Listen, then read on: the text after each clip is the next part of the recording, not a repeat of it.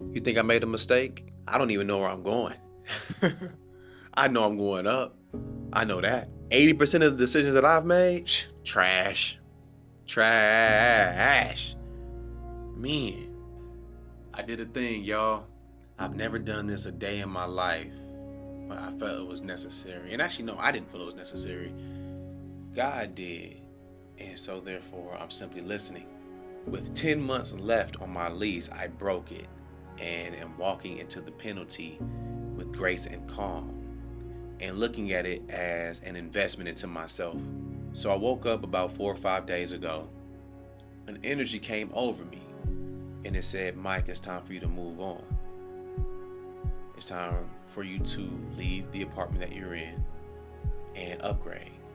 Get something nicer for yourself, something that fits you and where you are in your life. You deserve that. You work hard, you go hard, and it's time for you to have the views that you want, the angles that you want, the aesthetics that I want. It is a leap of faith. Again, I've never broken my lease before, and walking into having to pay 2 months is different, but I'm here for it. I'm trusting God, literally trusting God. Since I started this journey in my relationship with God, everything has just started unfolding itself pretty smoothly. I find myself making less decisions on my own and more decisions in silence. Life has been very, very interesting over the last year, and this last 2 months has been groundbreaking. So many breakthroughs have happened and occurred in my life. I'm going through some major transitions, and it's pretty fascinating. But anyway, back to the topic. Breaking my lease, I'm doing this and sharing this with you in real time because I don't think waiting was going to serve myself or serve you.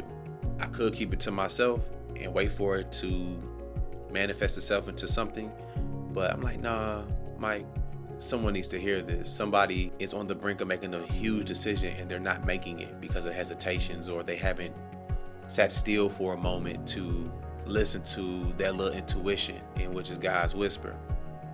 This is your encouragement to take that risk and walk out on faith, whatever it may be. I don't know.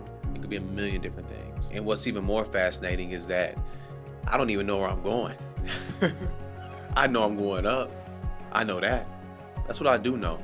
And since I've been apartment searching over the last 3 or 4 days, it's already began to reveal itself. It's falling into place. This is truly me falling in line with God's decision. This is not me breaking my lease. It is me, but I'm a puppet. I'm a fixture. I'm a vessel. I'm here being used to show you that God is the most high, the most incredible. And if you want to do something different, maybe you want to move out of state, or it could be something serious like you don't know if you want to have the child. I'll leave that between you and God to decide. But I will say that everything's going to be okay no matter what transpires in your life. But we must stay close to God. We must get close and stay close. I don't want to make any decisions on my own anymore. I'm checking with my Father. Because 80% of the decisions that I've made, trash. Trash.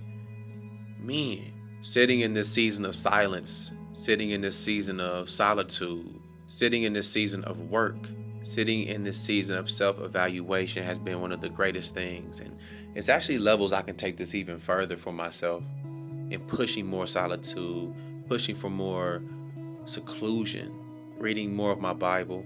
What are you doing to silence your world and keep the noise out so you can hear what God is saying to you? There's so much more out there for us, but so many times we limit ourselves and we doubt ourselves in such an unhealthy way. God doesn't want that for us.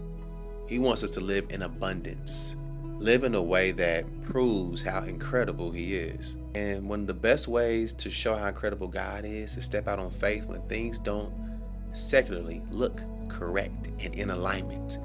Maybe your account doesn't look like it could for you to go and get that car or sow that seed or tithe that money.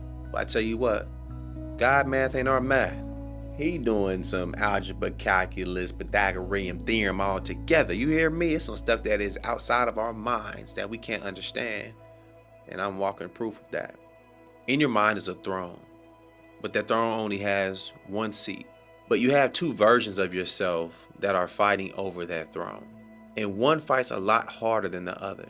The fearful you, scrappy, strong, manipulative, slick, cunning, snake-like, and it'll do whatever it can to take that throne over.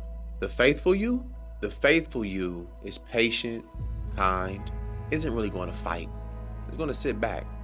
And then you, the person, have to decide who you're going to help. The faithful you or the fearful you. I've decided to become best friends with the faithful me. The faithful me, as it grows, its ceiling is unbelievable. If I decided to help the fearful, the depths and the hells in which it operates are deeper than we can imagine. You think I made a mistake? You think I should have found an apartment first and then terminated my lease? Or do you think I should have waited the 10 months? If you feel that way, that's fine, but we're just not the same. Because I'm moving on a temple of faith, and you're moving on a temple of caution and fear, and we're just not aligned, and that's okay. But you gotta get away from me. You got to. Who's sitting on your throne? Which version of you are you putting on the throne? It's your decision. It's an active decision to move in faith or move in fear. Which version of you is on that throne? Because once they get on that throne and they get real comfortable, it's so hard to get them off. Whether it's the faithful you or the fearful you. Choose wisely. Your future depends on it. Peace.